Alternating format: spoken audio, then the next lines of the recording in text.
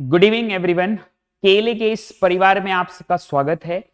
आज हम बात करने वाले हैं एक बहुत ही गंभीर विषय के ऊपर।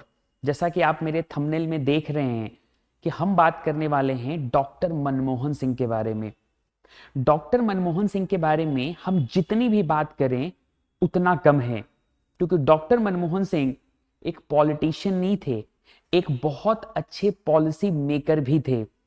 और उन्होंने 10 साल देश की सेवा तो की ही एज अ प्राइम मिनिस्टर, लेकिन उसके पहले भी वो अलग अलग पोस्ट पर अपनी सेवाएं दे चुके थे। आप देख रहे हैं मेरे पीछे इस इमेज में कि ये देश के प्रधानमंत्री, करंट प्रधानमंत्री मनमोहन सिंह को अपनी श्रद्धांजलि दे रहे हैं। कल रात को यानी कि 26 दिसंबर 2024 को एम्स ने एक बुलेटिन जारी किया और जिसमें बताया कि देश के former prime minister Manmohan Singh का देहांत हो गया है। आइए जानते हैं मनमोहन सिंह के बारे में कुछ विशेष चीजें। मनमोहन सिंह के बारे में अगर हम बात करते हैं तो मनमोहन सिंह इंडिया के पॉलिटिशियंस रहे हैं। ये देश के 13वें प्राइम मिनिस्टर रहे हैं और जवाहरलाल नेहरू, श्रीमती इंदिरा गांधी और नरेंद्र मोदी के बाद ये चौथे सबसे लंबे कार्यकाल वाले प्रधानमंत्री रहे हैं। नरेंद्र मोदी के अगर हम कार्यकाल को हटा दें तो ये नॉन गांधी फैमिली की अगर हम बात करें तो उसमें मनमोहन सिंह का अपना एक बहुत ही बड़ा कंट्रीब्यूशन है इंडियन पॉलिटिक्स को लेके, इंडियन इकोनॉमी को लेके। मनमोहन सिंह वही एक व्यक्ति हैं जिनके लीडरशिप में हमने न्यूक्लियर डील भी साइन किया था। आइए जानते हैं मनमोहन सिंह के कुछ बेसिक जानकारी के बारे में। मनमोहन सिंह, आप देखेंगे कि मनमोहन सिंह का जन्म आज के पाकिस्तान में हुआ था। डिवीजन के बाद अगर देखेंगे कि 1947 के पहले तो पाकिस्तान और भारत एक ही देश हुआ करते थे, लेकिन इनका जन्म आप देखिए कि गह नाम एक जगह है पाकिस्तान में, वहां पे हुआ था। पार्टीशन के बाद इनकी फैमिली भारत में आ गई और आप देखेंगे कि मनमोहन सिंह 1962 में अगर आप देखेंगे तो ऑक्सफोर्ड यूनिवर्सिटी से इन्होंने इकोनॉमिक्स में पीएचडी करा था और यह देश के एकमात्र ऐसे प्रधानमंत्री थे जिन्होंने इकोनॉमिक्स में पीएचडी की डिग्री ली थी।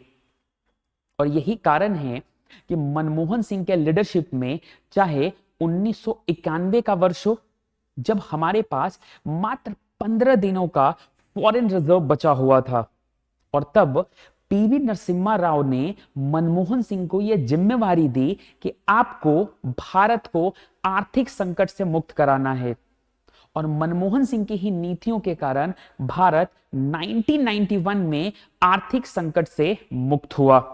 और फिर जब वो देश के प्रधानमंत्री बने तब उनके लीडरशिप में जब पूरे विश्व में आर्थिक मंदी आई थी तो डॉक्टर मनमोहन सिंह जी ही थे कि जिन्होंने अपनी आर्थिक नीतियों के कारण भारत जैसे देशों को बचाए रखा। आज आप देखते हैं कि पाकिस्तान की हालत क्या हुई है, आज आप देख रहे हैं कि बांग्लादेश की हालत क्या हुई है, लेकिन ये दोनों देश भारत से ही कटके बने हैं। लेकिन एक मजबूत व्यक्ति जो पॉलिसी में होल्ड करता था, पढ़ने लिखने में बहुत तेज थे और इकोनॉमिक्स में पीएचडी करने का फायदा यह मिला कि भारत को दो बड़े प्रॉब्लम से मनमोहन सिंह जी ने ही बाहर निकाला था। अब हम मनमोहन सिंह के बारे में कुछ उपलब्धियों के बारे में हम बात कर लें तो मनमोहन सिंह 1972 में चीफ इकोनॉमिक एडवाइजर अपॉइंट किए गए थे गवर्नमेंट ऑफ इंडिया में। यानी कि ये मनमोहन सिंह जब देश में श्रीमती इंदिरा गांधी प्रधानमंत्री थी तो उनके साथ ये काम कर चुके हैं। आप सोचिए कि कितने महान व्यक्तित्व था इनका। दूसरा अगर हम देखेंगे तो 1976 में इनको फाइनेंस सेक्रेटरी बनाया गया और ये उसी समय का साल है जब भारत में आपातकाल लगा था। उस समय मनमोहन सिंह देश में क्या थे? फाइनेंस सेक्रेटरी थे। बहुत बड़ा पोस्ट होता है, हम गवर्नमेंट ऑफ इंडिया की बात करते हैं। ठीक उसके कुछ वर्ष बाद 1982 में ये देश के आरबीआई के गवर्नर बने। एक फैक्ट मैं आपको और बताऊं, ये एकमात्र ऐसे प्रधानमंत्री हैं, सिर्फ भारत नहीं पूरे वर्ल्ड की अगर हम बात करें, कि जो फाइनेंस सेक्रेटरी भी रहे, प्लानिंग कमीशन के डेप्यूटी चेयरमैन भी रहे, फाइनेंस सेक्रेटरी भी रहे, हमारे देश के वित्त मंत्री भी रहे और 10 साल देश के प्रधानमंत्री भी रहे। कोई एक व्यक्ति इन सभी पद पे काम किया हो तो आप सोच सकते हैं कि उसके पास एक्सपीरियंस कितना था। और इसीलिए मेरा मानना है कि हर व्यक्ति को राजनीति से ऊपर उठ के मनमोहन सिंह जी को सपोर्ट करना चाहिए। मनमोहन सिंह के बारे में हमें अच्छी ही विचार रखनी चाहिए।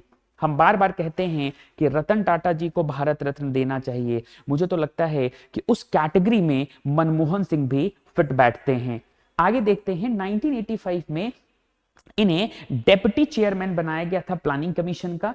1987 में इनको पद्म विभूषण दिया गया। आपको पता है कि भारत का जो सबसे हाईएस्ट अवार्ड है वो है भारत रत्न, और भारत रत्न के बाद दूसरा सबसे जो हाईएस्ट पुरस्कार है, अवार्ड है, वो है पद्म विभूषण। ये भी इनको मिला है।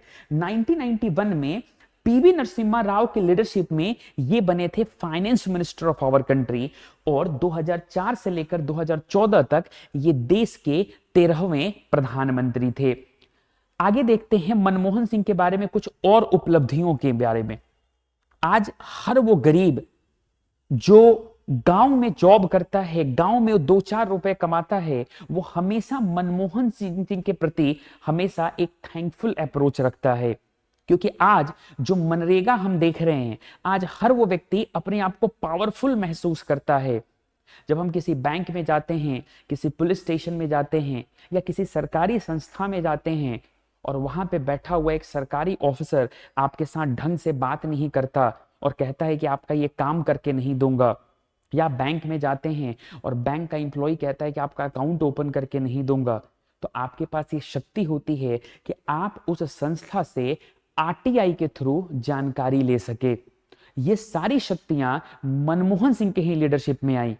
मोदी जी नो डाउट अभी देश के एवरग्रीन प्रधानमंत्री हैं, उनकी तुलना किसी और से नहीं की जा सकती। हर प्रधानमंत्री का कार्य करने का एक अपना तरीका होता है। कोई देश के प्रति आगे लेके जाता है, कोई पॉलिसी में आगे लेके जाता है। वर्तमान के प्रधानमंत्री पॉलिसी मेकिंग में बहुत आगे हैं, और ये जो प्रधानमंत्री मनमोहन सिंह की बात की जाती है, तो मनमोहन सिंह ने गरीबों के लिए कुछ ऐसी योजनाएं बनाई जिसका लाभ आज भी लोग उठा रहे हैं। जैसा कि आप देखेंगे कि ये राइट टू इंफॉर्मेशन एक्ट लेकर आए थे 2005 में। इसके तहत हर व्यक्ति किसी भी सरकारी संस्था या गवर्नमेंट एड इंस्टीट्यूशन से जानकारी प्राप्त कर सकता है। दूसरा, राइट टू वर्क, यानी कि पहले ये नरेगा रहा, बाद में 2006 में इसको मनरेगा किया गया। मतलब 2006 के बाद रिकमेंडेशन आया और फाइनली 2009 में लागू किया गया Mahatma Gandhi national rural employment guaranteed act, जिसके तहत 100 दिन का रोजगार कंफर्म है। अगर आप रूरल बेल्ट से हैं तो आपको 100 डेज का रोजगार सरकार के थ्रू प्रोवाइड किया जाता है। आगे देखेंगे कि राइट टू एजुकेशन, 6 से 14 वर्ष के सभी उम्र के बच्चों को शिक्षा का अधिकार देने का जो प्रावधान था, मनमोहन सिंह के ही लीडरशिप में हुआ। जो हमारे लॉ के बच्चे हैं उनको पता होगा आर्टिकल 21A के बारे में, right. Land acquisition Manmohan Singh के ही लीडरशिप में आया, राइट। आगे देखेंगे right to food, national food security act. COVID के टाइम से अब तक नरेंद्र मोदी जी की सरकार हर गरीब व्यक्ति को 5 किलो मुफ्त अनाज दे रही है। भारत में 80 करोड़ पीपल ऐसे हैं जिनको मुफ्त अनाज दिया जा रहा है प्रति माह। ये भी अगर आप देखेंगे तो मनमोहन सिंह ही एक लास्ट कानून लेकर आए थे, यानी कि 2014 में चुनाव हुआ, चुनाव के पहले एक इंपॉर्टेंट कानून बनाने का भी क्रेडिट किसको जाता है? मनमोहन सिंह को। अगर मनमोहन सिंह ना होते तो शायद आज जितने भी 80 करोड़ लोग जो मुफ्त में राशन ले रहे हैं उनको मुफ्त में राशन नहीं मिलता। And last not the least, 2005 में जॉर्ज डब्ल्यू बुश जब अमेरिका का राष्ट्रपति था तो उसके लीडरशिप में और देश में प्रधानमंत्री थे डॉक्टर मनमोहन सिंह, और इन दोनों ने न्यूक्लियर डील पे साइन किया। और जब ऑपोजिशन का प्रभाव पड़ा कि हमने शायद गलत न्यूक्लियर डील साइन कर लिया, तो ये मनमोहन सिंह ही थे जो 3 साल सोचा कि क्या हमने ये डील सही किया है या गलत किया है, और फाइनली 2008 में मनमोहन सिंह ने इस न्यूक्लियर डील पे साइन किया।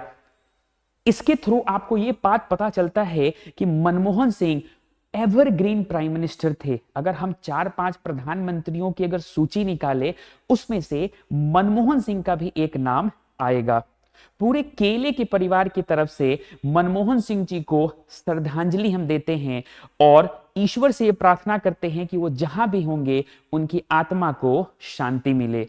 आज के लिए बस इतना ही। Thank you so much.